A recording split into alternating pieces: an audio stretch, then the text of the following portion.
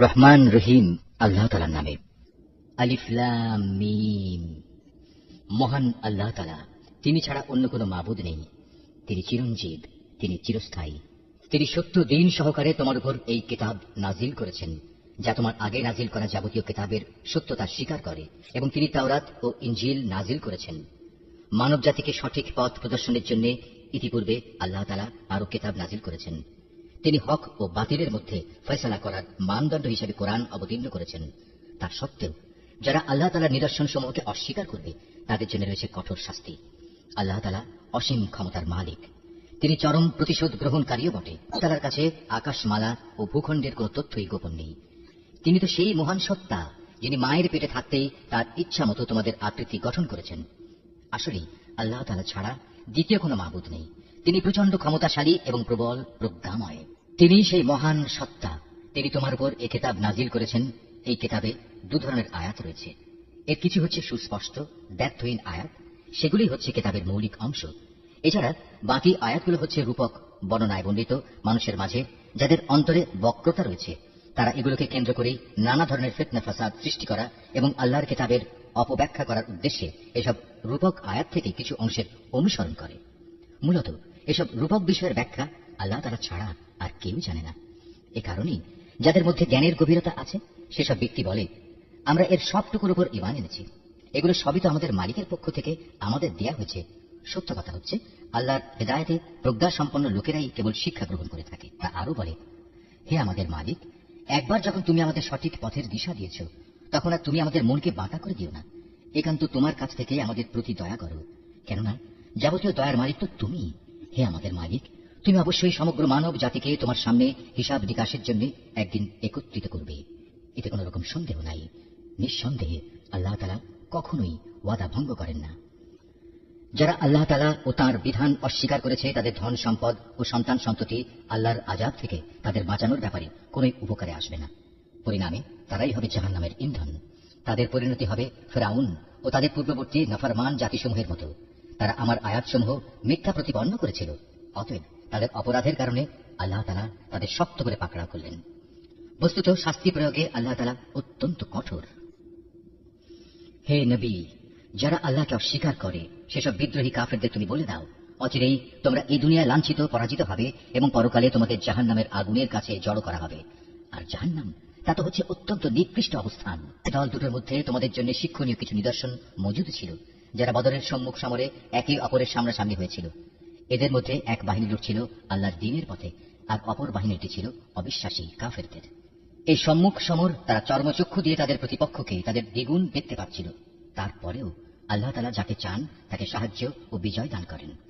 এসব ঘটনার মাঝে সেসব লোকের জন্য অনেক কিছু শেখার আছে, যারা অন্তর্দৃষ্টি সম্পন্ন। নারী জাতি, সন্তান সন্ততি, গাড়ি গাড়ি সোনারূপা, পছন্দসী ঘোড়া, গৃহপালিত জন্তু ও জমিনের ফসল সব সময়ই মানব সন্তানের জন্য লোভনীয় করে রাখা হয়েছে। এসব হচ্ছে পার্থিব জীবনের ভোগের সামগ্রী মাত্র। স্থায়ী জীবনের উৎকৃষ্ট আশ্রয় তো একমাত্র আল্লাহ তাআলার কাছেই রয়েছে। হে নবী, তুমি তাদের বলো, আমি কি তোমাদের এর চাইতে উৎকৃষ্ট কোন বস্তুর কথা বলবো? হ্যাঁ, সে উৎকৃষ্ট বস্তু হচ্ছে তাদের জন্য যারা আল্লাহকে ভয় করে। এমন সব লোকদের জন্য তাদের মালিকের কাছে রয়েছে মনোরম জান্নাত, যার পাদদেশ দিয়ে প্রবাহমান থাকবে অগণিত ঝর্ণাধারা, এবং তারা সেখানে অনাদিকাল থাকবে। আরো থাকবে তাদের পূত পবিত্র সঙ্গী ও সঙ্গিনীরা। সর্বোপরি থাকবে আল্লাহ তাআলার অনাবিল সন্তুষ্টি। আল্লাহ তাআলা নিজ বান্দাদের কার্যকলাপের উপর সর্বদা সতর্ক দৃষ্টি রাখেন। যারা বলে, হে আমাদের মালিক, আমরা অবশ্যই তোমার উপর ঈমান এনেছি, অতঃপর আমাদের যা গুনাহখাতা হয়ে যায় তা তুমি মাফ করে দাও, এবং শেষ বিচারের দিন তুমি আমাদের জাহান্নামের আগুন থেকে বাঁচিয়ে দিও। এরা হচ্ছে ধৈর্যশীল এবং সত্যাশ্রয়ী। এরাই অনুগত এবং দানশীল। সর্বোপরি এরা হচ্ছে শেষ রাতে কিংবা উষা লগ্নে ক্ষমা প্রার্থনাকারী। আল্লাহ তাআলা স্বয়ং সাক্ষ্য দিচ্ছেন, তিনি ছাড়া অন্য কোনো মাবুদ নেই। ফেরেশতারা এবং জ্ঞানবান মানুষেরাও এই একই সাক্ষ্য দিচ্ছে। আল্লাহ তাআলাই একমাত্র ন্যায় ও ইনসাফ কার্যকর করেন। তিনি ছাড়া দ্বিতীয় কোনো মাবুদ নাই। তিনি পরাক্রমশালী, তিনি প্রজ্ঞাময়। নিঃসন্দেহে মানুষের জীবন বিধান হিসেবে আল্লাহ তাআলার কাছে ইসলামই একমাত্র গ্রহণযোগ্য ব্যবস্থা। যাদের আল্লাহর পক্ষ থেকে কিতাব দেওয়া হয়েছিল, তারা এই জীবন বিধান থেকে বিচ্যুত হয়ে নিজেরা একে অপরের প্রতি বিদ্বেষ ও হিংসার বশবর্তী হয়ে বিভিন্ন দলে উপদলে বিভক্ত হয়ে মতানৈক্যে লিপ্ত হয়ে পড়েছিল। তাও আবার তাদের কাছে আল্লাহর পক্ষ থেকে সঠিক জ্ঞান আসার পর যে ব্যক্তি আল্লাহর বিধান অস্বীকার করবে, তার জানা উচিত অবশ্যই আল্লাহ তাআলা দ্রুত হিসাব গ্রহণকারী। যদি এসব মানুষ তোমার সাথে এ ব্যাপারে কোনরূপ বিতর্কে লিপ্ত হয়, তাহলে তুমি তাদের বলে দাও, আমি এবং আমার অনুসারীরা সবাই আল্লাহর কাছে আত্মসমর্পণ করে নিয়েছি। অতঃপর যাদের আল্লাহর পক্ষ থেকে কিতাব দেওয়া হয়েছে এবং যারা কোনো কিতাব না পেয়ে মূর্খ থেকে গেছে, তাদের সবাইকে জিজ্ঞাসা করো, তোমরা কি সবাই আল্লাহর কাছে আত্মসমর্পণ করেছ? হ্যাঁ, তারা যদি জীবনের সর্বক্ষেত্রে আল্লাহর আনুগত্য মেনে নেয়, তাহলে তারা তো সঠিক পথ পেয়েই গেল। কিন্তু তারা যদি ঈমান থেকে মুখ ফিরিয়ে নেয়, তাহলে মনে রেখো, তোমার দায়িত্ব হচ্ছে কেবল আমার কথা পৌঁছে দেয়া। আল্লাহ তাআলা বান্দাদের কর্মকাণ্ড পর্যবেক্ষণ করছেন। নিঃসন্দেহে যারা আল্লাহর নাজিল করা নিদর্শন সমূহ অস্বীকার করে, যারা অন্যায়ভাবে নবীদের হত্যা করে এবং মানব জাতিকে যারা ন্যায় ও ইনসাফ মেনে চলার আদেশ দেয়, তাদের হত্যা করে, এদের তুমি এক কঠোর শাস্তির সুসংবাদ দাও। এদের অবস্থা হচ্ছে দুনিয়া আখেরাত উভয় স্থানেই এদের কর্ম ব্যর্থ নিষ্ফল হয়ে গেছে, আর এ কারণেই এদের কোথাও কোনো সাহায্যকারী থাকবে না। হে নবী, তুমি তাদের সম্পর্কে চিন্তা করে দেখেছ কি, যাদের আমার কিতাবের কিছু অংশ দেওয়া হয়েছিল, অতঃপর তাদের যখন আল্লাহর কিতাবের সেই অংশের দিকে ডাকা হলো যা তাদের মধ্যকার অমীমাংসিত বিষয়সমূহের মীমাংসা করে দেবে, তখন তাদের একদল লোক এ হেদায়েত থেকে মুখ ফিরিয়ে নিল। মূলত এরাই হচ্ছে সেসব লোক যারা আল্লাহর ফয়সালা থেকে পরান্মুখ থাকে। এটা এ কারণে যে এ নির্বোধ লোকেরা বলে, দোজখের আগুন আমাদের শরীর কখনো স্পর্শ করবে না, আর যদি একান্ত করেও তা হবে হাতে গোনা কয়েকটি দিনের ব্যাপার মাত্র। মূলত তাদের নিজেদের ধর্ম বিশ্বাসের মাঝে নিজেদের মন গড়া ধারণাই তাদের প্রতারিত করে রেখেছে। অতঃপর সেদিন অবস্থান কেমন হবে, যেদিন আমি সমগ্র মানব সন্তানকে একত্রিত করব, যেদিন সম্পর্কে কোনো দ্বিধা সন্দেহের অবকাশ নেই। সেদিন প্রত্যেক মানব সন্তানকেই তার নিজস্ব অর্জিত বিনিময়ে পুরোপুরি দিয়ে দেওয়া হবে, এবং সেদিন কারো উপর বিন্দুমাত্র জুলুম করা হবে না। হে নবী, তুমি বলো, হে রাজাধিরাজ মহান আল্লাহ, তুমি যাকে ইচ্ছা তাকে সাম্রাজ্য দান করো, আবার যার কাছ থেকে চাও তা কেড়েও নিয়ে যাও। যাকে ইচ্ছা তুমি সম্মানিত করো, যাকে ইচ্ছা তুমি অপমানিত করো। সব রকমের কল্যাণ তো তোমার হাতেই নিবদ্ধ। নিশ্চয়ই তুমি সবকিছুর উপর একক ক্ষমতাবান। তুমি রাতকে দিনের মাঝে সামিল করো, আবার দিনকে রাতের ভেতর সামিল করো। প্রাণহীন বস্তু থেকে তুমি যেমন প্রাণের আবির্ভাব ঘটাও, আবার প্রাণহীন অসাড় বস্তু বের করে আনো প্রাণ সর্বস্ব জীব থেকে, এবং যাকে ইচ্ছা তুমি বিনা হিসেবে রিজিক দান করো। ইমানদার ব্যক্তিরা কখনো ইমানদারদের বদলে অবিশ্বাসী কাফিরদের নিজেদের বন্ধু বানাবে না। যদি তোমাদের কেউ তা করে, তবে আল্লাহর সাথে তার কোনো সম্পর্কই থাকবে না। হ্যাঁ, তাদের কাছ থেকে কোনো আশঙ্কা থাকলে তোমরা নিজেদের বাঁচাতে গেলে ভিন্ন কথা। আল্লাহ তাআলা তো বরং তার নিজের ব্যাপারেই তোমাদের ভয় দেখাচ্ছেন বেশি, কারণ তোমাদের আল্লাহর কাছেই ফিরে যেতে হবে। এই নবী, তুমি বলো, তোমরা তোমাদের মনের ভেতর কিছু গোপন করে রাখো কিংবা তা সবার সামনে প্রকাশ করে দাও, তা আল্লাহ তাআলা ভালোভাবে অবগত হন। আসমান, জমিন ও এর আভ্যন্তরীণ সবকিছু তিনি জানেন। সর্বোপরি আল্লাহ তাআলা সৃষ্টি লোকের সবকিছুর উপর ক্ষমতাবান। তিনি সকল শক্তির আধার। যেদিন প্রত্যেকেই তার ভালো কাজ সামনে হাজির দেখতে পাবে, যে ব্যক্তির কৃতকর্ম খারাপ থাকবে সে সেদিন কামনা করতে থাকবে যে তার মধ্যে এবং বিচারের এই দিনটির মাঝে যদি দুস্তর একটা তফাৎ থাকত। আল্লাহ তাআলা তো তোমাদের তার ক্ষমতা ও শাস্তি থেকে ভয় দেখাচ্ছেন, কারণ আল্লাহ তাআলা তার বান্দাদের সাথে অত্যন্ত অনুগ্রহশীল। হে নবী, তুমি বলো, তোমরা যদি আল্লাহ তাআলাকে ভালোবাসো তাহলে আমার কথা মেনে চলো, তাহলে আল্লাহ তাআলাও তোমাদের ভালোবাসবেন এবং তিনি তোমাদের গুনাহ খাতা মাফ করে দেবেন। আল্লাহ তাআলা অত্যন্ত ক্ষমাশীল ও দয়াবান। তুমি আরো বলো, তোমরা আল্লাহ তাআলা ও তার রাসূলের কথা মেনে চলো। এই আহ্বান সত্ত্বেও তারা যদি এ থেকে মুখ ফিরিয়ে নেয়, তুমি জেনে রেখো, আল্লাহ তাআলা কখনো কাফেরদের পছন্দ করেন না। সেই আল্লাহ তাআলা আদম, নূহ এবং ইব্রাহিমের বংশধর ও ইমরানের বংশধরদের সৃষ্টিগুলির উপর নেতৃত্ব করার জন্য বাছাই করে নিয়েছেন। নেতৃত্বে সমাসীন এদের সন্তানরা বংশানুক্রমে পরস্পর পরস্পরের বংশধর। আল্লাহ তাআলা সবার কথাবার্তা শুনতে পান এবং সব কথা তিনি জানেন। স্মরণ করো, যখন ইমরানের স্ত্রী বলল, হে আমার মালিক, আমার গর্ভে যে সন্তান আছে তাকে আমি স্বাধীনভাবে তোমার দ্বীনের কাজ করার জন্য উৎসর্গ করলাম। তুমি আমার পক্ষ থেকে এই সন্তানটিকে কবুল করে নাও। অবশ্যই তুমি সব কথা শোনো এবং সব বিষয় জানো। একসময় যখন ইমরানের স্ত্রী সেই সন্তান জন্ম দিল, তখন সে বলল, হে আমার মালিক, এ কি? আমি তো দেখছি একটি মেয়ে সন্তান জন্ম দিয়েছি। একটা মেয়েকে কিভাবে আমি তোমার পথে উৎসর্গ করব? আল্লাহ তাআলা তো ভালোভাবেই জানতেন ইমরানের স্ত্রী কোন ধরনের শিশু জন্ম দিয়েছে। আসলে আল্লাহ তাআলার কোন কোন কাজের জন্য ছেলে কিন্তু কখনো মেয়ের মতো হবে না। ইমরানের স্ত্রী বলল, আমি এই শিশুর নাম রাখলাম মারিয়াম, এবং আমি এই শিশু ও তার অনাগত সন্তানকে অভিশপ্ত শয়তানের অনিষ্ট থেকে রক্ষার জন্য তোমার কাছে আশ্রয় চাই। আল্লাহ তাআলা ইমরানের স্ত্রীর দোয়া কবুল করলেন এবং এই মেয়েটিকে অত্যন্ত আগ্রহ ভরেই গ্রহণ করে নিলেন, এবং ধীরে ধীরে এই মেয়েটিকে তিনি ভালোভাবে গড়ে তুললেন। আর সেজন্যই আল্লাহ তাআলা তাকে জাকারিয়ার তত্ত্বাবধানে রেখে দিলেন। বড় হবার পর যখনই জাকারিয়া তার কাছে তার নিজস্ব ইবাদতের কক্ষে যেত, তখনই দেখতে পেত সেখানে কিছু খাবার মজুদ রয়েছে। খাবার দেখে জাকারিয়া জিজ্ঞেস করত, হে মারিয়াম, এসব খাবার তোমার কাছে কোত্থেকে আসে? মারিয়াম জবাব দিত, এসব আসে আমার মালিক আল্লাহর কাছ থেকে। আর অবশ্যই আল্লাহ তাআলা যাকে চান তাকে বিনা হিসেবে রিজিক দান করেন। সেখানে দাঁড়িয়েই জাকারিয়া তার মালিকের কাছে দোয়া করল, হে আমার মালিক, তুমি তোমার কাছ থেকে আমাকে তোমার অনুগ্রহের প্রতীক হিসেবে একটি নেক সন্তান দান করো। নিশ্চয়ই তুমি মানুষের ডাক শোনো। ফেরেশতারা তাকে ডাক দিল এমন এক সময়ে যখন সে ইবাদতের কক্ষে নামাজ আদায় করছিল। ফেরেশতারা বলল, হে জাকারিয়া, আল্লাহ তাআলা তোমার ডাক শুনেছেন। অবশ্যই আল্লাহ তাআলা তোমাকে ইয়াহিয়ার জন্ম সম্পর্কে সুসংবাদ দিচ্ছেন। তোমার সে সন্তান আল্লাহর পক্ষ থেকে তার বাণীর সত্যায়ন করবে।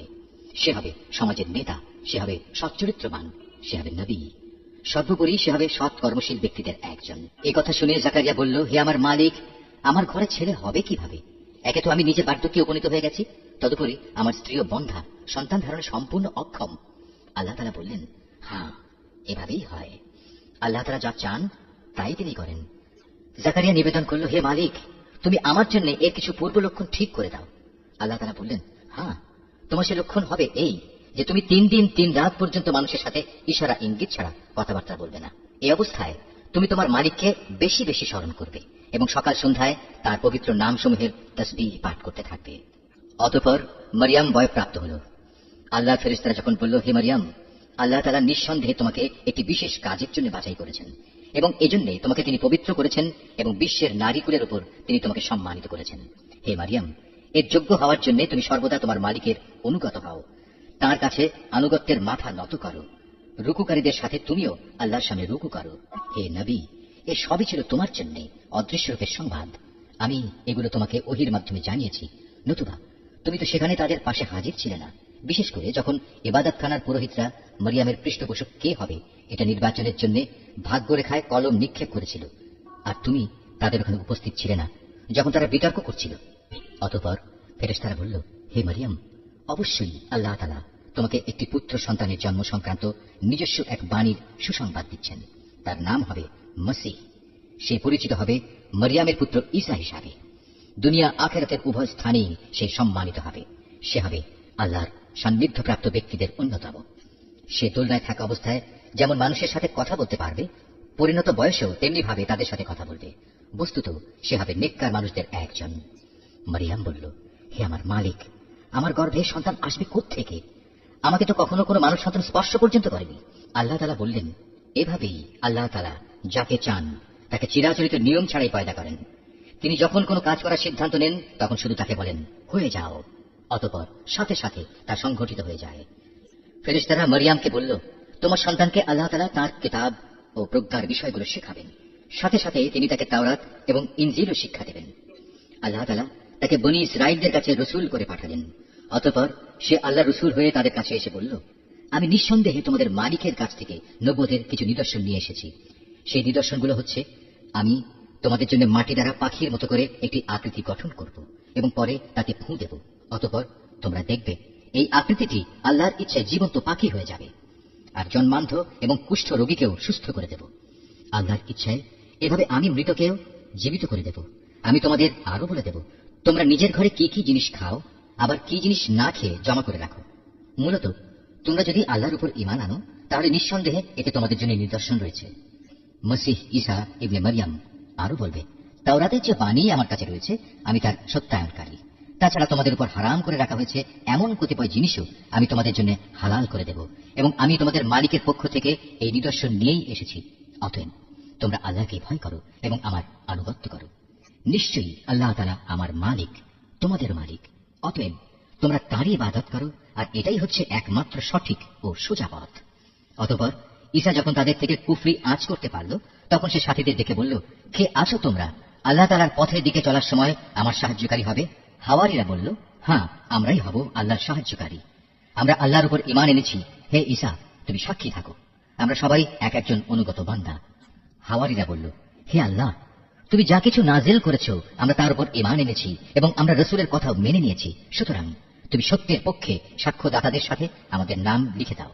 অতঃপর বনী ইসরাঈলের লোকেরা আল্লাহর নবীর বিরুদ্ধে দারুণ শঠতা করল, তাই আল্লাহ কৌশলের পন্থা গ্রহণ করলেন। বস্তুত আল্লাহ তাআলাই হচ্ছেন সর্বোত্তম কৌশলী।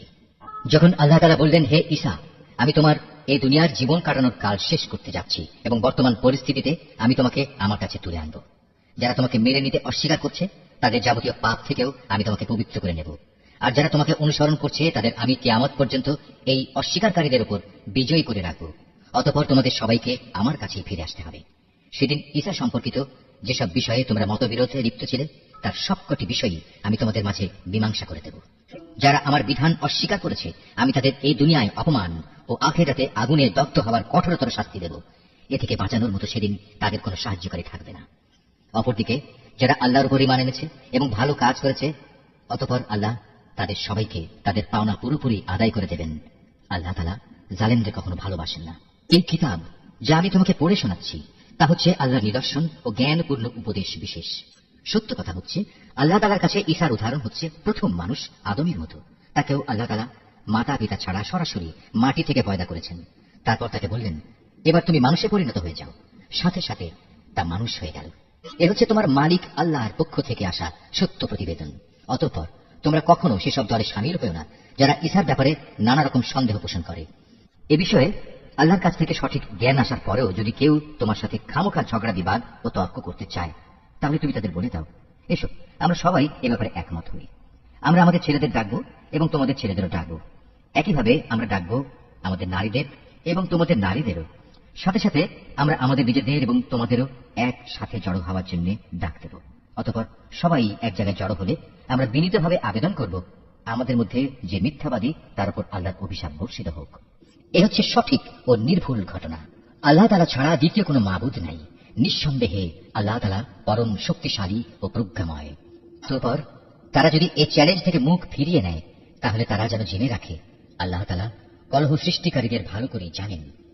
হে নবী, তুমি বলো, হে কিতাবধারীরা, এসো আমরা উভয় একমত হই এমন এক কথায় যা আমাদের কাছে এক ও অভিন্ন, এবং সে কথাটি হচ্ছে আমরা উভয়ই আল্লাহ তাআলা ছাড়া অন্য কারো ইবাদত করব না এবং তার সাথে অন্য কিছুকে অংশীদার বানাবো না।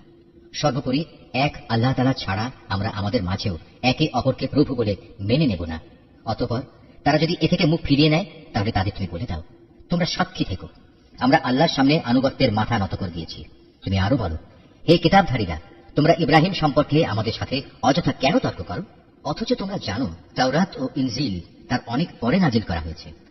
তোমরা কি একথা বুঝতে পারছো না? হ্যাঁ, এর কয়েকটি বিষয়ে তোমাদের হয়তো কিছু কিছু জানাশোনা ছিল এবং সে বিষয়ে তো তোমরা তর্ক বিতর্ক করলে, কিন্তু যেসব বিষয়ে তোমাদের কোনো জ্ঞানই নেই সেসব বিষয়ে তোমরা বিতর্কে লিপ্ত হচ্ছে কেন?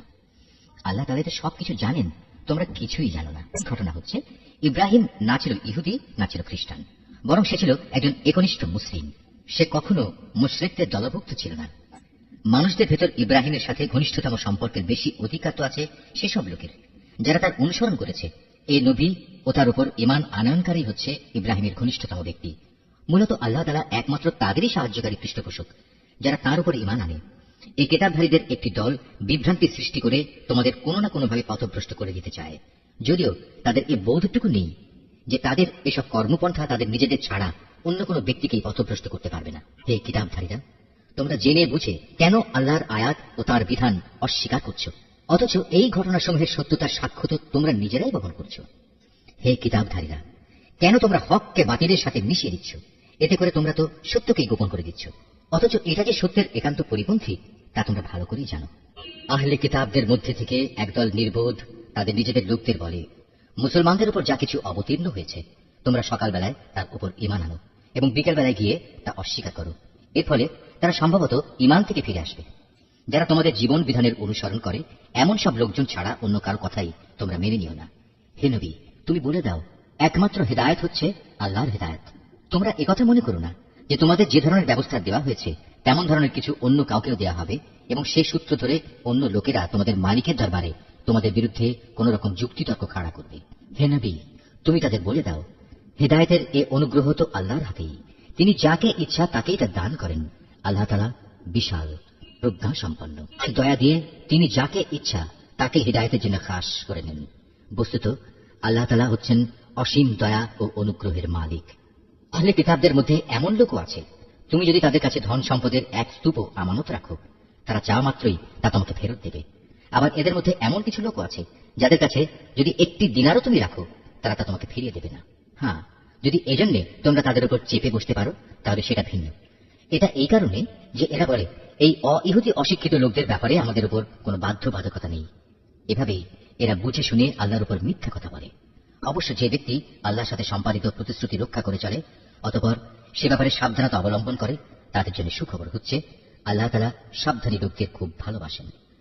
যারা নিজেদের আল্লাহর সাথে সম্পাদিত প্রতিশ্রুতি ও শপথ সমূহ সামান্য বৈষয়িক মূল্যে বিক্রি করে দেয়, পরকালে তাদের জন্য আল্লাহর পুরস্কারের কোনো অংশই থাকবে না।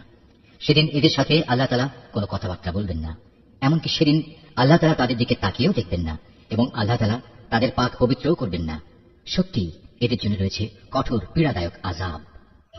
এদের মধ্যে এমন কিছু লোকও আছে যারা কিতাবের কোনো অংশ যখন পড়ে তখন নিজেদের জিহ্বাকে এমনভাবে এদিক সেদিক করে নেয় যাতে তোমরা মনে করতে পারো যে সে সত্যিই বুঝি তা কিতাবের কোনো অংশ, কিন্তু তা কিতাবের কোনো অংশই নয়।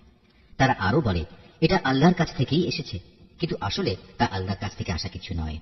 এরা জেনে শুনে আল্লাহর উপর মিথ্যা কথা বলে চলেছে। কোন মানব সন্তানের পক্ষেই এটা সম্ভব নয় যে আল্লাহ তাআলা তাকে তার কিতাব, প্রজ্ঞা ও নবুয়ত দান করবেন। অতঃপর সে লোকদের ডেকে বলবে, তোমরা আল্লাহকে ছেড়ে এখন সবাই আমার বান্দা হয়ে যাও। বরং সে তো নবুয়ত প্রাপ্তির পর একথাই বলবে, তোমরা সবাই তোমাদের মালিকের বান্দা হয়ে যাও। এটা এই কারণে যে তোমরাই মানুষদের এই কিতাব শেখাচ্ছিলে এবং তোমরা নিজেরাও তাই অধ্যয়ন করছিলে। আল্লাহর ফেরেশতা ও তার নবীদের প্রতিপালক রূপে স্বীকার করে নিতে এ ব্যক্তি তোমাদের কখনো আদেশ দেবে না। একবার আল্লাহর অনুগত মুসলমান হবার পর সে কিভাবে তোমাদের পুনরায় কুফরির আদেশ দিতে পারে? আল্লাহ তাআলা যখন তার নবীদের কাছ থেকে প্রতিশ্রুতি নিয়েছিলেন তখন তিনি বলেছিলেন, এ হচ্ছে কিতাব ও তার ব্যবহারিক জ্ঞান কৌশল যা আমি তোমাদের দান করলাম।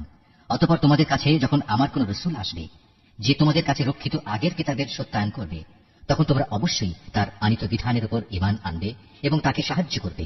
আল্লাহ তাআলা জিজ্ঞাসা করলেন, তোমরা কি এ কথার উপর আমার এই অঙ্গীকার গ্রহণ করেছ? তারা বলল, হ্যাঁ, আমরা মেনে চলার অঙ্গীকার করছি। আল্লাহ তাআলা বললেন, তাহলে তোমরা সাক্ষী থেকো এবং আমিও তোমাদের সাথে এই অঙ্গীকারের সাক্ষী হয়ে রইলাম। অতঃপর যারা তা ভঙ্গ করে এ থেকে মুখ ফিরিয়ে নেবে তারা অবশ্যই বিদ্রোহী বলে পরিগণিত হবে। তারা কি আল্লাহর দেয়া জীবন ব্যবস্থার বদলে অন্য কোনো বিধানের সন্ধান করছে? অথচ আসমান জমিনে যা কিছু আছে, ইচ্ছায় হোক কিংবা অনিচ্ছায় হোক, আল্লাহ তাআলার বিধানের সামনে আত্মসমর্পণ করে আছে এবং প্রত্যেককে তো তার কাছেই ফিরে যেতে হবে। হে নবী, তুমি বলো, আমরা আল্লাহর উপর ঈমান এনেছি আমাদের উপর যা নাজিল করা হয়েছে তার উপর। ইব্রাহিম, ইসমাইল, ইসহাক, ইয়াকুব ও তাদের অন্যান্য বংশধরদের প্রতি যা কিছু নাজিল করা হয়েছে তার উপরও আমরা ঈমান এনেছি। আমরা আরো ঈমান এনেছি মুসা, ঈসা এবং অন্য নবীদের তাদের মালিকের পক্ষ থেকে যা কিছু দেওয়া হয়েছে তার উপরও। আল্লাহর এই নবীদের কারো মাঝেই আমরা কোনো ধরনের তারতম্য করি না। মূলত আমরা সবাই হচ্ছি আল্লাহর কাছে আত্মসমর্পণকারী মুসলমান। কেউ ইসলাম ছাড়া নিজের জন্য অন্য কোনো জীবন বিধান অনুসন্ধান করে, তবে তার কাছ থেকে সে উদ্ভাবিত ব্যবস্থা কখনো গ্রহণ করা হবে না। পরকালে সে চরম ব্যর্থ হবে। বলো, যারা ঈমানের আলো পাওয়ার পর কুফরি করেছে, আল্লাহ তাআলা তাদের কিভাবে আবার আলোর পথ প্রদর্শন করবেন? অথচ এর আগে এরাই সাক্ষ্য দিয়েছিল যে আল্লাহর রসূল সত্য এবং এই রসূলের মাধ্যমেই এদের কাছে উজ্জ্বল নিদর্শন সমূহ এসেছিল। আসলে আল্লাহ তাআলা কখনো সীমা লঙ্ঘনকারী ব্যক্তিদের সঠিক পথ প্রদর্শন করেন না। এসব সীমা লঙ্ঘনজনিত কার্যকলাপের একমাত্র প্রতিদান হিসেবে তাদের উপর আল্লাহ তাআলা তার ফেরেশতা ও অন্য সব মানুষের অভিশাপ বর্ষিত হবে। সে অভিশপ্ত স্থান হচ্ছে জাহান্নাম। সেখানে তারা অনাদিকাল ধরে পড়ে থাকবে। এক মুহূর্তের জন্যও তাদের উপর শাস্তির মাত্রা কমানো হবে না, না আযাব থেকে তাদের একটুখানি বিরাম দেওয়া হবে। তবে তাদের কথা আলাদা, যারা এসব কিছুর পর তওবা করেছে এবং তারপর নিজেদের সংশোধন করে নিয়েছে। আল্লাহ তাআলা অবশ্যই ক্ষমাশীল ও পরম দয়ালু। কিন্তু যারা একবার ঈমান আনার পর কুফরির পথ অবলম্বন করেছে, অতঃপর তারা এই বেঈমানী কার্যকলাপ দিন দিন বাড়াতেই থেকেছে, আল্লাহর দরবারে তাদের তওবা কখনো কবুল হবে না, কারণ এ ধরনের লোকেরাই হচ্ছে পথভ্রষ্ট। এটা সুনিশ্চিত, যারা আল্লাহ তাআলাকে অস্বীকার করেছে এবং কুফরি অবস্থায় তাদের মৃত্যু হয়েছে, তারা যদি নিজেদের আল্লাহর আযাব থেকে বাঁচানোর জন্য এক পৃথিবীপূর্ণ স্বর্ণ মুক্তিপণ হিসেবে খরচ করে, তবু তাদের কারো কাছ থেকে তা গ্রহণ করা হবে না। বস্তুত এরাই হচ্ছে সেসব হতভাগ্য ব্যক্তি যাদের জন্য রয়েছে মর্মন্তুদ আযাব, আর সেদিন তাদের কোনো সাহায্যকারীও থাকবে না। তোমরা কখনো যথার্থ নেকি অর্জন করতে পারবে না যতক্ষণ না তোমরা তোমাদের ভালোবাসার জিনিস আল্লাহর পথে ব্যয় করবে। মূলত তোমরা যা কিছুই ব্যয় করো আল্লাহ তাআলা তা জানেন। আজ তোমাদের জন্য যেসব খাবার হালাল করা হয়েছে তা একসময় বনী ইসরায়েলদের জন্য হালাল ছিল, অবশ্য এমন দু একটা জিনিস বাদে যা তাওরাত নাজিল হওয়ার আগেই ইসরায়েল তার নিজের উপর হারাম করে রেখেছিল। তুমি বলো, সন্দেহ থাকলে যাও, তোমরা গিয়ে তাওরাত নিয়ে এসো এবং তা পড়ে শোনাও, যদি তোমরা তোমাদের দাবির ব্যাপারে সত্যবাদী হও। যারা এর পরেও আল্লাহর উপর মিথ্যা আরোপ করে নিঃসন্দেহে তারা বড় জালিম। তুমি বলো, আল্লাহ তাআলা সত্য কথা বলেছেন, অতএব তোমরা সবাই নিষ্ঠার সাথে ইব্রাহিমের মতাদর্শ অনুসরণ করো। আর ইব্রাহিম কখনো আল্লাহর সাথে অংশীবাদীদের দলে সামিল ছিল না। সেই গোটা মানব জাতির জন্য সর্বপ্রথম যে ঘরটি বানিয়ে রাখা হয়েছিল তা ছিল বাক্কায় তথা মক্কা নগরীতে। এই ঘরকে কল্যাণ, মঙ্গলময় এবং মানবকুলের দিশারি হিসেবেই বানানো হয়েছিল। এখানে রয়েছে আল্লাহ তাআলার সুস্পষ্ট নিদর্শন সমূহ। আরো রয়েছে সেই স্থান যেখানে ইব্রাহিম দাঁড়িয়েছিল। এই ঘরের বিশেষ মর্যাদা হচ্ছে, যে এখানে প্রবেশ করবে সে দুনিয়া আখেরাত উভয় স্থানেই নিরাপদ হয়ে যাবে। দ্বিতীয় মর্যাদা হচ্ছে, মানব জাতির উপর আল্লাহর জন্য এই দায়িত্ব দেওয়া হয়েছে যে যে ব্যক্তিরই এই ঘর পর্যন্ত পৌঁছার সামর্থ্য থাকবে সে যেন এই ঘরের হজ আদায় করে। আর যদি কেউ এ বিধান অস্বীকার করে তার জেনে রাখা উচিত আল্লাহ তাআলা সৃষ্টিকুলের মোটেই মুখাপেক্ষী নন। হে নবী, তুমি বলো, হে আহলে কিতাবরা, তোমরা কেন জেনে বুঝে আল্লাহর আয়াত অস্বীকার করো, অথচ আল্লাহ তাআলাই তোমাদের যাবতীয় কাজের সাক্ষী। তুমি আরো বলো, হে আহলে কিতাবরা, তোমরা কেন তাদের আল্লাহর পথ থেকে ফেরাতে চেষ্টা করছো যারা ঈমান এনেছে, এবং এভাবেই তোমরা আল্লাহর পথকে বাঁকা করতে চাও, অথচ এই লোকদের সত্যপন্থী হবার ব্যাপারে তোমরাই তো সাক্ষী। আল্লাহ তাআলা তোমাদের এই সব বিদ্রোহমূলক আচরণ সম্পর্কে মোটেই উদাসীন নন। হে মানুষ, তোমরা যারা ঈমান এনেছো, যাদের কিতাব দেয়া হয়েছে, তোমরা যদি তাদের কোন একটি দলের কথা মেনে চলো, তাহলে মনে রেখো এরা ঈমান আনার পরেও ধীরে ধীরে তোমাদের কাফের বানিয়ে দেবে। আর তোমরা কিভাবে কুফরি করবে যখন তোমাদের সামনে বারবার আল্লাহর আয়াতসমূহ তেলাওয়াত করা হচ্ছে? তাছাড়া এই আয়াতের বাহক স্বয়ং আল্লাহর রাসূল যখন তোমাদের মাঝে মজুদ রয়েছে। যে ব্যক্তি আল্লাহ ও তার বিধানকে শক্ত করে আঁকড়ে ধরবে সে অবশ্যই সোজা পথে পরিচালিত হবে। হে মানুষ, তোমরা যারা ঈমান এনেছো, আল্লাহকে ভয় করো, ঠিক যতটুকু ভয় তাকে করা উচিত।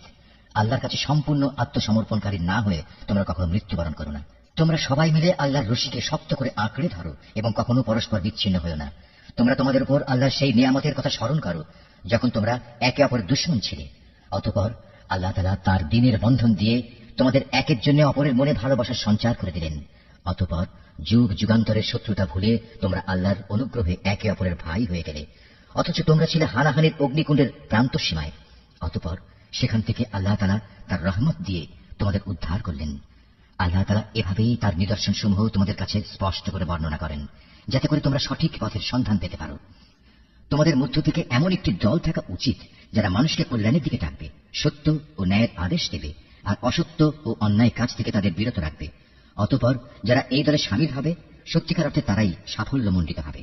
তোমরা কখনো তাদের মতো হয়েও না যাদের কাছে আল্লাহর পক্ষ থেকে সুস্পষ্ট নিদর্শন আসার পরেও তারা বিভিন্ন দলে উপদলে বিভক্ত হয়ে পড়েছে এবং নিজেদের মধ্যে নানা ধরনের মতানৈক্য সৃষ্টি করেছে। তাদের জন্য কঠোর শাস্তি রয়েছে। সে কিয়ামতের দিন নিজেদের নেক আমল দেখে কিছু সংখ্যক চেহারা শুভ্র সমুজ্জ্বল হয়ে যাবে, আবার কিছু সংখ্যক মানুষের চেহারা ব্যর্থতার নথিপত্র দেখার পর কালো ও বিশ্রী হয়ে পড়বে। সুতরাং যাদের মুখ সেদিন কালো হয়ে যাবে, জাহান্নামের প্রহরীরা তাদের জিজ্ঞেস করবে, ঈমানের নিয়ামত পাওয়ার পরও কি তোমরা কুফরির পথ অবলম্বন করেছিলে? অতঃপর তোমরা নিজেদের কুফরির প্রতিফল হিসেবে এই আযাব উপভোগ করতে থাকো। আর যাদের চেহারা আলোকোজ্জ্বল হবে তারা সেদিন আল্লাহ তাআলার অফুরন্ত দয়ার আশ্রয়ে থাকবে, তারা সেখানে থাকবে চিরদিন। এর সবকিছুই হচ্ছে আল্লাহর নিদর্শন। যথাযথভাবে আমি সেগুলো তোমাকে পড়ে শোনাচ্ছি, কেননা আল্লাহ তাআলা তার আয়াতসমূহ গোপন রেখে এবং পরে সেজন্য শাস্তির বিধান করে সৃষ্টিকুলের উপর কোনো জুলুম করতে চান না। মূলত আসমান সমূহ ও জমিনে যা কিছু আছে সবই আল্লাহর জন্য। সবকিছুকে একদিন আল্লাহর দিকে ফিরিয়ে দেয়া হবে। তোমরাই হচ্ছে দুনিয়ার সর্বোত্তম জাতি। সমগ্র মানব জাতির কল্যাণের জন্যই তোমাদের উত্থান। তোমাদের দায়িত্ব হচ্ছে তোমরা দুনিয়ার মানুষদের সৎ কাজের আদেশ দেবে এবং অসৎ কাজ থেকে বিরত রাখবে। আর তোমরা নিজেরাও আল্লাহর উপর পুরোপুরি ঈমান আনবে। আহলে কিতাবরা যদি সত্যি সত্যি ঈমান আনত তাহলে এটা তাদের জন্য কতই না ভালো হতো। তাদের মধ্যে কিছু কিছু ঈমানদার ব্যক্তিও রয়েছে, তবে তাদের অধিকাংশই হচ্ছে সত্যত্যাগী লোক। সামান্য কিছু দুঃখ কষ্ট দেওয়া ছাড়া তারা তোমাদের কখনো কোনো ক্ষতি করতে পারবে না। তারা যদি কোনো সময় তোমাদের সাথে সম্মুখ সমরে লিপ্ত হয় তাহলে তারা পৃষ্ঠ প্রদর্শন করবে, অতঃপর তাদের কোন রকম সাহায্য করা হবে না। যেখানেই এদের পাওয়া যাবে সেখানেই এদের অপমানিত ও লাঞ্ছিত করে রাখা হবে। তবে আল্লাহ তাআলার নিজের প্রতিশ্রুতি ও মানুষের প্রতিশ্রুতির মাধ্যমে কিছুটা নিরাপত্তা পাওয়া গেলে সেটা ভিন্ন। এরা আল্লাহর ক্রোধ ও গজবের পাত্র হয়েছে। এদের উপর দারিদ্র্য ও লাঞ্ছনা চাপিয়ে দেওয়া হয়েছে। এর কারণ ছিল এরা আল্লাহ তাআলা ও তাঁর বিধানকে অস্বীকার করেছে। আল্লাহর নবীদের এরা অন্যায়ভাবে হত্যা করেছে। মূলত এ হচ্ছে তাদের বিদ্রোহ ও সীমা লঙ্ঘনের ফল। তারা আহলে কিতাবরা আবার সবাই একরকম নয়। তাদের মধ্যে এমন কিছু লোক আছে যারা সত্য ও ন্যায়ের উপর অবিচল হয়ে দাঁড়িয়ে আছে, যারা সারা রাত আল্লাহর কিতাব পাঠ করে এবং নামাজ পড়ে। তারা আল্লাহ তাআলা ও শেষ বিচার দিনের উপর ঈমান রাখে এবং মানুষদের তারা ন্যায় কাজের আদেশ দেয় ও অন্যায় কাজ থেকে নিষেধ করে। সৎ কাজে এরা প্রতিযোগিতা করে। এ ধরনের মানুষেরাই হচ্ছে মূলত নেক লোকদের অন্তর্ভুক্ত।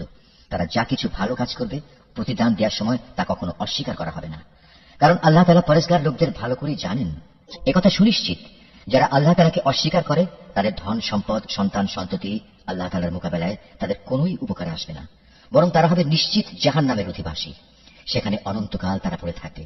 এ ধরনের লোকেরা এ দুনিয়ার জীবনে যা খরচ করে তার উদাহরণ হচ্ছে যারা নিজেদের উপর অবিচার করেছে সেই দলের শস্যক্ষেত্রের উপর দিয়ে প্রবাহমান হিম শীতল তীব্র বাতাসের মতো, যা তাদের শস্যক্ষেত্র বরবাদ করে দিয়ে গেল। মূলত আল্লাহ তাআলা তাদের উপর কোনোই অবিচার করেননি, বরং কুফরির পন্থা অবলম্বন করে এরা নিজেরাই নিজেদের উপর জুলুম করেছে। হে ঈমানদার ব্যক্তিরা, তোমরা কখনো নিজেদের দলভুক্ত লোকজন ছাড়া অন্য কাউকে নিজেদের অন্তরঙ্গ বন্ধু হিসেবে গ্রহণ করো না, কেননা এরা তোমাদের অনিষ্ট সাধনের কোনো পথই অনুসরণ করতে দ্বিধা করবে না। তারা তো তোমাদের ক্ষতি ও ধ্বংসই কামনা করে। তাদের জঘন্য প্রতিহিংসা ও বিদ্বেষ তাদের মুখ থেকেই এখন প্রকাশ পেতে শুরু করেছে।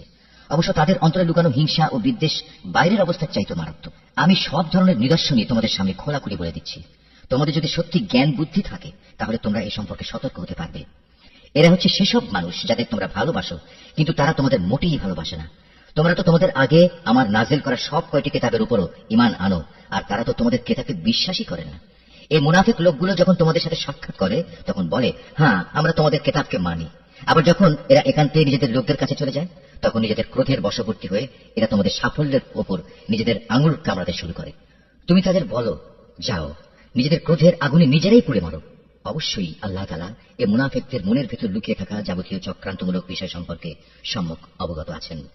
তাদের অবস্থা হচ্ছে তোমাদের কোনো কল্যাণ হলে তার কারণে তাদের খারাপ লাগে, আবার তোমাদের কোনো অকল্যাণ দেখলে তারা আনন্দে ফেটে পড়ে। এ প্রতিকূল অবস্থায় যদি তোমরা ধৈর্য ধারণ করতে পারো এবং নিজেরা সাবধান হয়ে চলতে পারো তাহলে তাদের চক্রান্ত ও ষড়যন্ত্র তোমাদের কিছুই ক্ষতি করতে পারবে না। তাদের যাবতীয় কর্মকাণ্ডই আল্লাহ তাআলা পরিবেষ্টন করে আছেন। হে নবী, স্মরণ করো যখন তুমি খুব ভোরবেলায় তোমার আপনজনের কাছ থেকে বিদায় নিয়ে মোমেনদের যুদ্ধের ঘাঁটি সমূহে মোতায়েন করছিলে, তখন তুমি জানতে আল্লাহ তাআলা সবকিছু শোনেন এবং তার বান্দাদের তিনি ভালো করেই জানেন। বিশেষ করে সেই নাজুক পরিস্থিতিতে যখন তোমাদের দুটো দল মনোবল হারিয়ে ফেলার উপক্রম করে ফেলেছিল, তখন আল্লাহ তাআলাই তাদের উভয় দলের সেই ভগ্ন মনোবল জোড়া লাগাবার কাজে অভিভাবক হিসেবে মজুদ ছিলেন। আর আল্লাহর উপর যারা ঈমান আনে তাদের তো সর্বাবস্থায় তার উপরই ভরসা করা উচিত। এই ভরসা করার কারণেই বদরের যুদ্ধে আল্লাহ তাআলা তোমাদের বিজয় ও সাহায্য দান করেছিলেন। অথচ তোমরা জানো তোমরা কত দুর্বল ছিলে। অতএব আল্লাহকে ভয় করো। আশা করা যায় তোমরা আল্লাহর কৃতজ্ঞতা আদায় করতে সক্ষম হবে। সে মুহূর্তের কথাও স্মরণ করো যখন তুমি মুমিনদের বলেছিলে, যুদ্ধে বিজয় লাভ করার জন্য তোমাদের মালিক যদি আসমান থেকে 3000 ফেরেশতা পাঠিয়ে তোমাদের সাহায্য করেন তাহলে তোমাদের বিজয়ের জন্য তা কি যথেষ্ট হবে না? অবশ্যই তোমরা যদি ধৈর্য ধারণ করো এবং শয়তানের চক্রান্ত থেকে বেঁচে থাকতে পারো। এই অবস্থায় তারা শত্রু বাহিনী যদি তোমাদের উপর দ্রুত গতিতে আক্রমণ করে বসে তাহলে তোমাদের মালিক প্রয়োজনে 5000 চিহ্নিত ফেরেশতা দিয়েও তোমাদের সাহায্য করবেন। এই সংখ্যাটা বলে আল্লাহ তাআলা তোমাদের জন্য একটি সুসংবাদ দিয়েছেন। নতুবা বিজয়ের জন্য তো তিনি একাই যথেষ্ট। আল্লাহ তাআলা চেয়েছেন যেন এর ফলে তোমাদের মন কিছুটা প্রশান্ত ও আশ্বস্ত হতে পারে। আর সাহায্য ও বিজয় তা তো পরাক্রান্ত প্রজ্ঞাময় আল্লাহ তাআলার পক্ষ থেকেই আসে, তিনি সর্বজ্ঞ। আল্লাহ তাআলা এর দ্বারা কাফেরদের এক দলকে নিশ্চিহ্ন করে দিতে চান, অথবা তাদের একাংশকে তিনি এর মাধ্যমে লাঞ্ছিত করে দিতে চান, যেন তারা ব্যর্থ হয়ে যুদ্ধের ময়দান থেকে ফিরে যায়। হে নবী, এ ব্যাপারে তোমার কিছুই করার নাই। আল্লাহ তাআলা চাইলে তাদের উপর দয়া পরবশ হবেন কিংবা চাইলে তাদের কঠোর শাস্তি দেবেন, কেননা এরা ছিল স্পষ্টত জালেম। আসমান সমূহ ও জমিনে যা কিছু আছে তার সব হচ্ছে আল্লাহ তাআলার। তিনি যাকে ইচ্ছা ক্ষমা করে দেবেন, যাকে ইচ্ছা শাস্তি দেবেন। আল্লাহ তাআলা অত্যন্ত ক্ষমাশীল ও পরম দয়ালু। হে মানুষ, তোমরা যারা ইসলামকে একটি পূর্ণাঙ্গ বিধান হিসেবে বিশ্বাস করেছ, চক্রবৃদ্ধি হারে সুদ খেও না এবং তোমরা আল্লাহ তাআলাকে ভয় করো। আশা করা যায় তোমরা কল্যাণ লাভ করতে পারবে। জাহান্নামের আগুনকে তোমরা ভয় করো, যা তৈরি করে রাখা হয়েছে তাদের জন্য যারা একে অস্বীকার করেছে। তোমরা আল্লাহ তাআলা ও তার রাসূলের কথা মেনে চলো। আশা করা যায় তোমাদের উপর দয়া করা হবে। তোমরা তোমাদের মালিকের পক্ষ থেকে ক্ষমা পাওয়ার কাজে প্রতিযোগিতা করো, আর সেই জান্নাতের জন্যও প্রতিযোগিতা করো যার প্রশস্ততা আকাশ ও পৃথিবী সমান। আর এই বিশাল জান্নাত প্রস্তুত করে রাখা হয়েছে সেসব ভাগ্যবান লোকদের জন্য যারা আল্লাহকে ভয় করে। সচ্ছল হোক কিংবা অসচ্ছল, সর্বাবস্থায় যারা আল্লাহর পথে নিজেদের ধন সম্পদ ব্যয় করে, যারা নিজেদের ক্রোধ সংবরণ করে এবং মানুষের অপরাধসমূহ যারা ক্ষমা করে দেয়। আসলে ভালো মানুষদের আল্লাহ তাআলা হামেশাই ভালোবাসেন। ভালো মানুষ হচ্ছে তারা যারা কখনো কোনো অশ্লীল কাজ করে ফেললে কিংবা এর দ্বারা নিজেদের উপর নিজেরা জুলুম করে বসলে সাথে সাথেই আল্লাহকে স্মরণ করে এবং গুনাহের জন্য আল্লাহর ক্ষমা প্রার্থনা করে। কেননা আল্লাহ তাআলা ছাড়া আর কে আছে যে তাদের গুনাহ মাফ করে দিতে পারে? তদুপরি এরা জেনে বুঝে নিজেদের গুনার উপর অটল হয়েও বসে থাকে না। এই সে বৈশিষ্ট্যমণ্ডিত মানুষগুলো, মালিকের পক্ষ থেকে তাদের প্রতিদান হবে আল্লাহ তাআলা তাদের ক্ষমা করে দেবেন আর তাদের এমন এক জান্নাত দেবেন যার তলদেশ দিয়ে ঝর্ণাধারা বইতে থাকবে। এই জান্নাতে নেককার লোকেরা অনন্তকাল ধরে অবস্থান করবে। সৎ কর্মশীল ব্যক্তিদের জন্য আল্লাহর পক্ষ থেকে কত সুন্দর প্রতিদানের ব্যবস্থা রাখা হয়েছে। তোমাদের আগেও বহু জাতির বহু উদাহরণ ছিল যা এখন অতীত হয়ে গেছে। সুতরাং এদের পরিণতি দেখার জন্য তোমরা পৃথিবীতে ঘুরে বেড়াও এবং দেখো আল্লাহ তাআলা ও তাঁর বিধান মিথ্যা প্রতিপন্নকারীদের পরিণতি কি হয়েছিল। বস্তুত এটি হচ্ছে মানব জাতির জন্য একটি সুস্পষ্ট ব্যাখ্যা এবং আল্লাহ তাআলাকে যারা ভয় করে এটি তাদের জন্য একটি সুস্পষ্ট পথ নির্দেশ ও সদুপদেশ বই কিছুই নয়। তোমরা হতোদ্যম হয়েও না, চিন্তিত হয়েও না। তোমরা যদি সত্যিকার অর্থে ইমানদার হও তাহলে তোমরাই বিজয়ী হবে। তোমাদের উপর যদি কোনো সাময়িক আঘাত আসে এতে মনক্ষুণ্ণ হবার কি আছে? এ ধরনের আঘাত তো তাদের উপরও এসেছে। আর এভাবেই আমি মানুষের মাঝে তাদের উত্থান পতনের দিনগুলো পালাক্রমে অদল বদল করাতে থাকি, যাতে করে আল্লাহ তাআলা এই কথাটা জেনে নিতে পারেন যে কে সত্যিকার অর্থে আল্লাহর উপর ঈমান রাখে এবং এর মাধ্যমে তোমাদের মাঝখান থেকে কিছু শহীদও আল্লাহ তাআলা তুলে নিতে চান। মূলত আল্লাহ তাআলা কখনো জালেমদের পছন্দ করেন না। এর মাধ্যমে তিনি মূলত ইমানদার বান্দাদের পরিশুদ্ধ করে কাফেরদের নাস্তানাবুদ করে দিতে চান। তোমরা কি মনে করো তোমরা এমনি এমনি বেহেশতে প্রবেশ করে যাবে? অথচ আল্লাহ তাআলা পরীক্ষার মাধ্যমে একথা জেনে নেবেন না যে কে তার পথে জিহাদ করতে প্রস্তুত হয়েছে এবং কে এ বিপদে কঠোর ধৈর্য ধারণ করতে পেরেছে। তোমরা মৃত্যুর মুখোমুখি হওয়ার আগে থেকেই তা কামনা করছিলে, আর এখন তো দেখতে পাচ্ছ তোমরা নিজেদের চর্ম চোখে। মুহাম্মদ একজন রসূল ছাড়া অতিরিক্ত কিছুই নয়। তার আগেও বহু রসূল গত হয়ে গেছে, তারা সবাই মৃত্যু মুখে পতিত হয়েছে। তাই সে যদি আজ মরে যায় অথবা তাকে যদি কেউ মেরে ফেলে তাহলে তোমরা কি তার আনিত হেদায়েত থেকে মুখ ফিরিয়ে নেবে? আর যে ব্যক্তি এ থেকে মুখ ফিরিয়ে নেয় সে কখনো আল্লাহর দ্বীনের কোন রকম ক্ষতি সাধন করতে পারবে না। আল্লাহ তাআলা অচিরেই কৃতজ্ঞ বান্দাদের প্রতিফল দান করবেন। কোন প্রাণী আল্লাহর সিদ্ধান্ত ও অনুমতি ছাড়া মরবে না। আল্লাহ তাআলার কাছে প্রত্যেকটি প্রাণীরই মৃত্যুর দিনক্ষণ সুনির্দিষ্ট হয়ে আছে। এরপরেও যে ব্যক্তি পার্থিব পুরস্কারের প্রত্যাশা করে আমি তাকে এই দুনিয়াতেই তার কিছু অংশ দান করব, আর যে ব্যক্তি আখিরাতের পুরস্কারের ইচ্ছা পোষণ করবে আমি তাকে সে চিরন্তন পাওনা থেকেই এর প্রতিফলন দান করব এবং অচিরেই আমি আমার প্রতি কৃতজ্ঞদের যথার্থ প্রতিফল দান করব। আল্লাহর আরো অনেক নবী এখানে এসেছিল, যুদ্ধ করেছে আল্লাহর পথে। তার সাথে আরো যুদ্ধ করেছে অনেক সাধক ও জ্ঞানবান ব্যক্তি। আল্লাহর পথে তাদের উপর যত বিপদ মুসিবতি এসেছে তাতে কোনোদিনই তারা হতাশ হয়ে পড়েনি, তারা দুর্বলও হয়নি, বাতিলের সামনে তারা মাথাও নত করেনি। এ ধরনের ধৈর্যশীল ব্যক্তিদেরই আল্লাহ তাআলা ভালোবাসেন। তাদের মুখে এছাড়া অন্য কথা ছিল না যে তারা বলেছিল, হে আমাদের মালিক, তুমি আমাদের যাবতীয় গুনাহখাতা মাফ করে দাও, আমাদের কাজকর্মের সব বাড়াবাড়ি তুমি ক্ষমা করে দাও এবং বাতিলের মোকাবেলায় তুমি আমাদের কদম মজবুত রাখো। হক ও বাতিলের সম্মুখ সমরে কাফেরদের উপর তুমি আমাদের বিজয় দাও। অতঃপর আল্লাহ তাআলা এই নেক বান্দাদের দুনিয়ার জীবনেই ভালো প্রতিফল দিয়েছেন এবং পরকালীন জীবনেও তিনি তাদের জন্য উত্তম পুরস্কার দিয়েছেন। আল্লাহ তাআলা নেককার বান্দাদের ভালোবাসেন। হে মানুষ, তোমরা যারা আল্লাহর উপর ঈমান এনেছো, তোমরা যদি কথায় কথায় এই কাফেরদের অনুসরণ করতে শুরু করো তাহলে এরা তোমাদের ঈমান পূর্ববর্তী জাহিলিয়াতের অবস্থায় ফিরিয়ে নিয়ে যাবে। ফলে তোমরা নিদারুণভাবে ক্ষতিগ্রস্ত হয়ে পড়বে। আল্লাহ তাআলাই হচ্ছেন তোমাদের একমাত্র রক্ষক ও অভিভাবক এবং তিনিই হচ্ছেন তোমাদের উত্তম সাহায্যকারী। অচিরেই আমি এই কাফেরদের অন্তরে ভীতি সঞ্চার করে দেব, কারণ তারা আল্লাহর সাথে অন্যদের শরীক বানিয়ে তাদের অনুসরণ করেছে, অথচ তাদের এই কাজের সপক্ষে আল্লাহ তাআলা কোনো দলিল প্রমাণ তাদের কাছে পাঠাননি। এদের শেষ গন্তব্যস্থল হচ্ছে জাহান্নামের আগুন। জালেমদের বাসস্থান এই জাহান্নাম কত নিকৃষ্ট। ওহদের ময়দানে আল্লাহ তাআলা তোমাদের যে সাহায্য দেওয়ার প্রতিশ্রুতি দিয়েছিলেন তা তিনি পালন করেছেন। যুদ্ধের প্রথম দিকে তোমরা আল্লাহর অনুমতি ও সাহায্য নিয়ে তাদের নির্মূল করে যাচ্ছিলে। পরে যখন তোমরা সাহস ও মনোবল হারিয়ে ফেললে এবং আল্লাহর রসুলের বিশেষ একটি আদেশ পালনের ব্যাপারে মতপার্থক্য শুরু করে দিলে, এমনকি আল্লাহর রসুল যখন তোমাদের ভালোবাসার সেই জিনিস তথা আসন্ন বিজয় দেখিয়ে দিলেন, তারপরেও তোমরা তার কথা অমান্য করে তার বলে দেওয়ার স্থান ছেড়ে চলে গেলে। তোমাদের কিছু লোক ঠিক তখন বৈষয়িক ফায়দা হাসিলে ব্যস্ত হয়ে পড়ল। তখনও তোমাদের কিছু লোক পরকালের কল্যাণী চাইতে থাকলো। অতঃপর আল্লাহ তাআলা এর দ্বারা তোমাদের ঈমানের পরীক্ষা নিতে চাইলেন এবং তা থেকে তোমাদের অন্যদিকে ফিরিয়ে দিলেন। অতঃপর আল্লাহ তাআলা তোমাদের মাফ করে দিলেন।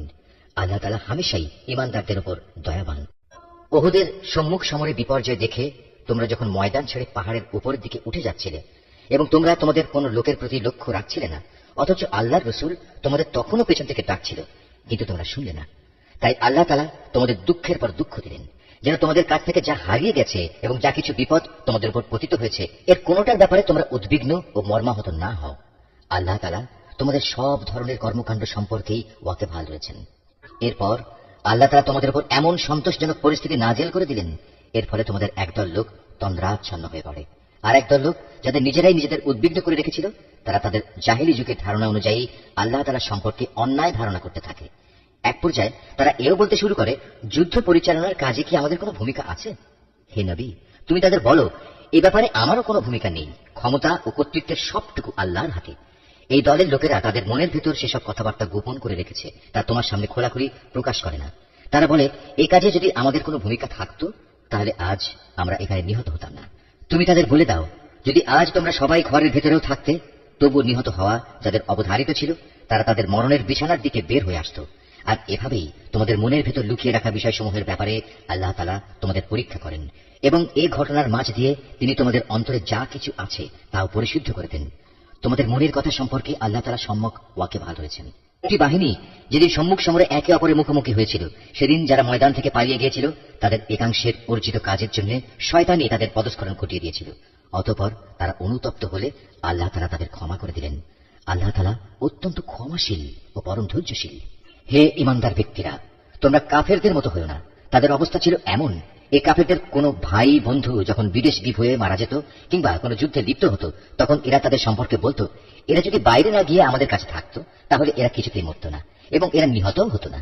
এভাবেই এই মানসিকতাকে আল্লাহ তাআলা তাদের মনের আক্ষেপে পরিণত করে দেন। আসলে আল্লাহই মানুষের জীবন দেন, আল্লাহই মানুষের মৃত্যু ঘটান, এবং তোমরা এ দুনিয়ায় যা করে যাচ্ছ, আল্লাহ তাআলা তার সব কিছুই দেখেন। তোমরা যদি আল্লাহর পথে নিহত হও অথবা সে পথে থেকেই তোমরা মৃত্যুবরণ করো, তাহলে আল্লাহর পক্ষ থেকে যে রহমত ও ক্ষমা লাভ করবে, তা হবে কাফেরদের সঞ্চিত অর্থ সামগ্রীর চাইতে অনেক বেশি উত্তম। আল্লাহর পথে যদি তোমরা জীবন বিলিয়ে দাও অথবা তারই পথে তোমাদের মৃত্যু হয়, তাহলে তোমাদের কি করা থাকবে? কারণ তোমাদের তো একদিন আল্লাহ তাআলার সমীপে এমনি একত্রিত করা হবে। এটা আল্লাহর এক অসীম দয়া যে তুমি এদের সাথে ছিলে কোমল প্রকৃতির মানুষ। এর বিপরীত যদি তুমি নিষ্ঠুর ও পাষাণ হৃদয়ের মানুষ হতে, তাহলে এসব লোক তোমার আশপাশ থেকে সরে যেত। অতএব তুমি এদের অপরাধসমূহ মাফ করে দাও, এদের জন্য আল্লাহর কাছে ক্ষমা প্রার্থনা করো এবং কাজ কর্মের ব্যাপারে এদের সাথে পরামর্শ করো। অতঃপর সে পরামর্শের ভিত্তিতে সংকল্প একবার যখন নিয়ে নেবে, তখন তার সফলতার জন্য আল্লাহর উপর ভরসা করো। আল্লাহ তাআলা তার উপর নির্ভরশীল মানুষদের ভালোবাসেন। যদি আল্লাহ তাআলা তোমাদের সাহায্য করেন, তাহলে কোনো শক্তিই তোমাদের পরাজিত করতে পারবে না। আর তিনি যদি তোমাদের পরিত্যাগ করেন, তাহলে এখানে এমন কোন শক্তি আছে যে অতঃপর তোমাদের কোন রকম সাহায্য করতে পারে? কাজেই আল্লাহর উপর যারা ঈমান আনে, তাদের আল্লাহর উপরই ভরসা করা উচিত। কোন নবীর পক্ষে কোন বস্তুর খেয়ানত করা সম্ভবই নয়। হ্যাঁ, মানুষের মধ্যে কেউ যদি কিছু খেয়ানত করে, তাহলে কিয়ামতের দিন সে ব্যক্তিকে তার খেয়ানতের সে বস্তু সহ আল্লাহর দরবারে হাজির হতে হবে। অতঃপর প্রত্যেককেই তার অর্জিত ভালো মন্দের পাওনা সঠিকভাবে আদায় করে দেওয়া হবে। সেদিন তাদের কারো উপর অবিচার করা হবে না। যে ব্যক্তি আল্লাহর সন্তুষ্টির পথ অনুসরণ করে, তার সাথে কিভাবে সে ব্যক্তির তুলনা করা যায়? যে আল্লাহর বিরোধী পথে চলে শুধু তার ক্রোধই অর্জন করেছে, তার এমন ব্যক্তির জন্য জাহান্নামের আগুন হবে একমাত্র বাসস্থান, আর তা হবে সত্যি একটি নিকৃষ্ট আশ্রয়স্থল। এরা নিজ নিজ আমল অনুযায়ী আল্লাহর কাছে বিভিন্ন স্তরে বিভক্ত হবে। আল্লাহ তাআলা এদের সব ধরনের কার্যকলাপের উপর সজাগ দৃষ্টি রাখেন। আল্লাহ তাআলা অবশ্যই তার ঈমানদার বান্দাদের উপর এই অনুগ্রহ করেছেন যে তিনি তাদের মাঝ থেকে একজন ব্যক্তিকে রসুল করে পাঠিয়েছেন, যে তাদের কাছে আল্লাহর কিতাবের আয়াতসমূহ পড়ে শোনায় এবং সে অনুযায়ী সে তাদের জীবনকে পরিশুদ্ধ করে। সর্বোপরি সে নবী তাদের আল্লাহর কিতাব ও তার গ্রন্থলব্ধ জ্ঞান বিজ্ঞান শিক্ষা দেয়। অথচ এরা সবাই ইতিপূর্বে স্পষ্ট ভ্রান্তিতে নিমজ্জিত ছিল। যখনই তোমাদের উপর উহুদ যুদ্ধের বিপদ নেমে এলো, তখনই তোমরা বলতে শুরু করলে, পরাজয়ের এই বিপদ কিভাবে এলো, কার দোষে এলো? অথচ বদরের যুদ্ধে এর চাইতে দ্বিগুণ পরাজয়ের বিপদ তো তোমরাই তাদের ঘটিয়েছিলে। হে নবী, তুমি বলো, এটা এসেছে তোমাদের নিজেদের কারণেই। আল্লাহ তাআলা সর্ববিষয়ের উপর অসীম ক্ষমতায় ক্ষমতাবান। উহুদের ময়দানে দুদলের সম্মুখ লড়াইয়ের দিনে যে সাময়িক বিপর্যয় তোমাদের উপর এসেছিল, তা এসেছে আল্লাহর ইচ্ছায়। এই বিপর্যয় দিয়ে আল্লাহ তাআলা একথাটা জেনে নিতে চান, কারা তার উপর সঠিক অর্থে ঈমান এনেছে। এর মাধ্যমে তাদের পরিচয় তিনি জেনে নেবেন। এরা এই চরম মুহূর্তে মুনাফিকি করেছে। এই মুনাফিকদের যখন বলা হয়েছিল যে সবাই একসাথে আল্লাহর পথে লড়াই করো, অথবা কমপক্ষে নিজেদের শহরের প্রতিরক্ষাটুকু তোমরা করো, তখনও তারা বলল, যদি আমরা জানতাম আজ সত্যি সত্যি যুদ্ধ হবে, তাহলে অবশ্যই আমরা তোমাদের অনুসরণ করতাম। এ সময় তারা ঈমানের চাইতে কুফরিরই বেশি কাছাকাছি অবস্থান করছিল। এরা মুখে এমন সব কথা বলে যা তাদের অন্তরে নেই। আর এরা যা কিছু গোপন করে আল্লাহ তাআলা তা সম্যক অবগত আছেন। সেসব মুনাফিক যারা যুদ্ধে শরিক না হয়ে ঘরে বসে থাকলো এবং ভাইদের সম্পর্কে বলল, তারা যদি তাদের মতো ঘরে বসে থাকতো এবং তাদের কথা শুনতো, তাহলে তারা আজ এভাবে মারা পড়তো না। হে নবী, তুমি এই মুনাফিকদের বলো, যদি তোমরা সত্যবাদী হও তাহলে তোমাদের থেকে মৃত্যু সরিয়ে দাও। যারা আল্লাহর পথে নিহত হয়েছে তাদের তোমরা কোনো অবস্থাতেই মৃত বলো না। তারা তো জীবিত, তাদের মালিকের পক্ষ থেকে জীবিত লোকদের মতোই তাদের রিজিক দেওয়া হচ্ছে। আল্লাহ তাআলা নিজ অনুগ্রহ দিয়ে তাদের যা কিছু দান করেছেন তাতেই তারা পরিতৃপ্ত। এবং যারা এখনো তাদের পেছনে রয়ে গেছে, যারা এখনো তাদের সাথে মিলিত হতে পারেনি, তাদের ব্যাপারেও এরা খুশি। কেননা এমন ধরনের লোকদের জন্য এখানে কোনো ভয় নেই এবং তারা সেদিন উৎকণ্ঠিত হবে না। এই ভাগ্যবান মানুষরা আল্লাহর পক্ষ থেকে অফুরন্ত নিয়ামত ও অনুগ্রহে উৎফুল্ল আনন্দিত হয়, কারণ আল্লাহ তাআলা ঈমানদার বান্দাদের পাওনা কখনো বিনষ্ট করেন না। এত বড় আঘাত আসার পরেও যারা আবার আল্লাহ তাআলা ও তার রাসূলের ডাকে সাড়া দিয়েছে এবং তাদের মধ্যে আরো যারা নেক কাজ করেছে, সর্বোপরি সর্বদা যারা আল্লাহকে ভয় করে চলেছে, এদের সবার জন্য রয়েছে মহাপুরস্কার। যাদের মানুষরা যখন বলল, তোমাদের বিরুদ্ধে কাফিরদের এক বিশাল বাহিনীর জামায়াত হয়েছে, অতএব তোমরা তাদের ভয় করো, এই বিষয়টাই যারা যথার্থ ঈমানদার তাদের ঈমান আরো বাড়িয়ে দিল। তারা বলল, আল্লাহ তাআলাই আমাদের জন্য যথেষ্ট এবং তিনিই হলেন উত্তম কর্মবিধায়ক। তারপর আল্লাহর নিয়ামত ও অনুগ্রহ নিয়ে এরা এমন ভাবে ফিরে এলো যে কোনো প্রকার অনিষ্টই তাদের স্পর্শ করতে পারল না। এরা আল্লাহর সন্তুষ্টির পথে অনুসরণ করল। বস্তুত আল্লাহ তাআলা মহা অনুগ্রহশীল। এই হচ্ছে তোমাদের প্ররোচনা দানকারী শয়তান। তারা শত্রুপক্ষের অতিরঞ্জিত শক্তির কথা বলে তাদের আপনজনদের ভয় দেখাচ্ছিল। তোমরা কোনো অবস্থায় তাদের এই হুমকিকে ভয় করবে না, বরং আমাকেই ভয় করো, যদি তোমরা সত্যিকার অর্থে ঈমানদার হও। হে নবী, যারা দ্রুত গতিতে কুফরির পথে এগিয়ে যাচ্ছে, তাদের কর্মকাণ্ড যেন তোমাকে চিন্তান্বিত না করে। তারা কখনো আল্লাহর বিন্দুমাত্র কোনো ক্ষতি সাধন করতে পারবে না। মূলত আল্লাহ তাআলা এদের জন্য পরকালে পুরস্কারের কোনো অংশই রাখতে চান না। তাদের জন্য অবশ্যই কঠিন আযাব রয়েছে। যারা ঈমানের বদলে কুফরি খরিদ করে নিয়েছে, তারা আল্লাহর কোনোই ক্ষতি করতে পারবে না। এদের জন্য মর্মান্তিক শাস্তির বিধান রয়েছে। কাফিররা যেন এটা কখনো মনে করে না যে আমি যে তাদের ঢিল দিয়ে রেখেছি এটা তাদের জন্য কল্যাণকর হবে। আসলে আমি তো তাদের অবকাশ দিচ্ছি যেন তারা তাদের গুনাহের বোঝা আরো বাড়িয়ে নিতে পারে। আর তোমাদের মধ্যে তাদের জন্য প্রস্তুত রয়েছে লাঞ্ছনাদায়ক আযাব। আল্লাহ তাআলা কখনো তার ঈমানদার বান্দাদের তোমরা বর্তমানে যে ভালো মন্দে মিশানো অবস্থার উপর আছো এর উপর ছেড়ে দিতে চান না, যতক্ষণ না তিনি সৎ লোকদের অসৎ লোকদের থেকে আলাদা করে দেবেন। একইভাবে এটা আল্লাহ তাআলার কাজ নয় যে তিনি তোমাদের অদৃশ্য জগতের খোঁজ খবরের উপর কিছু অবহিত করবেন। তবে আল্লাহ তাআলা তার রাসূলদের মাঝ থেকে যাকে চান তাকে বিশেষ কোনো কাজের জন্য বাছাই করে নেন। অতঃপর তোমরা আল্লাহ তাআলা ও তার রাসূলদের উপর বিশ্বাস স্থাপন করো। তোমরা যদি আল্লাহর উপর যথাযথভাবে ঈমান আনো এবং নিজেরা সাবধান হয়ে চলতে পারো, তাহলে তোমাদের জন্য মহাপুরস্কার রয়েছে। আল্লাহ তাআলা নিজের অনুগ্রহ দিয়ে তাদের যে প্রাচুর্য দিয়েছেন, যারা তা আল্লাহর পথে ব্যয় করতে কার্পণ্য করে, তারা যেন কখনো এটা মনে না করে এটা তাদের জন্য কোনো কল্যাণকর কিছু হবে না। আসলে এই কৃপণতা তাদের জন্য খুবই অকল্যাণকর। কার্পণ্য করে তারা যা জমা করেছে, অচিরেই কিয়ামতের দিন তা দিয়ে তাদের গলায় বেড়ি পুড়িয়ে দেওয়া হবে। আসমান সমূহ ও জমিনের উত্তরাধিকার তো আল্লাহ তাআলার, আর তোমাদের প্রতিটি কার্যকলাপ সম্পর্কে আল্লাহ তাআলা বিশেষভাবে অবগত রয়েছেন। আল্লাহ তাআলা সেই ইহুদি লোকদের কথা ভালো করেই শুনেছেন, যখন তারা বিদ্রুপ করে বলেছিল, হ্যাঁ আল্লাহ তাআলা অবশ্যই গরীব আর আমরা হচ্ছি ধনী। তারা যা কিছু বলে তা আমি তাদের হিসেবের খাতায় লিখে রাখবো। আমি আরো লিখে রাখবো অন্যায়ভাবে তাদের নবীদের হত্যা করার বিষয়টিও। সেদিন আমি তাদের বলবো, এবার এই জাহান্নামের স্বাদ উপভোগ করো। এ আযাব হচ্ছে তোমাদের নিজেদেরই হাতের কামাই, যা তোমরা আগেই এখানে পাঠিয়েছ।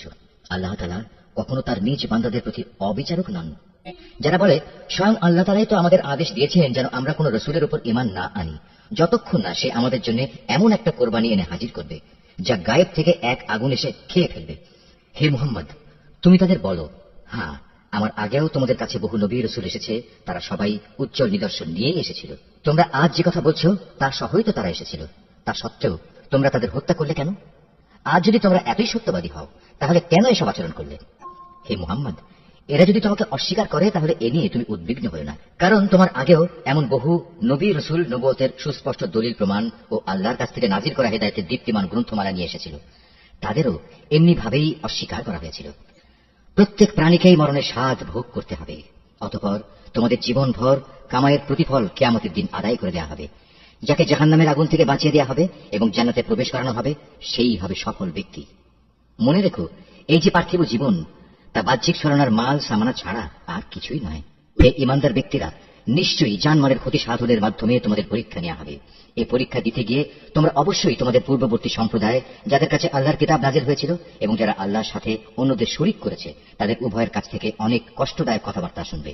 এই অবস্থায় তোমরা যদি কঠোর ধৈর্য ধারণ করো এবং আল্লাহকে ভয় করে চলো তাহলে তা হবে অত্যন্ত বড় ধরনের এক সাহসিকতার ব্যাপার।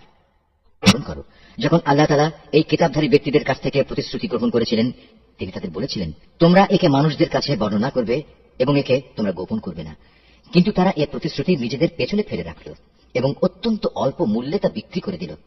বড়ই নিকৃষ্ট ছিল যেভাবে তারা সে বেচাকেনার কাজটি করল। এমন সব লোকদের ব্যাপারে তুমি কখনো ভেবো না যারা নিজেরা যা করে তাতে আনন্দ প্রকাশ করে, আবার নিজেরা যা কখনো করেনি তার জন্য প্রশংসিত হতে ভালোবাসে।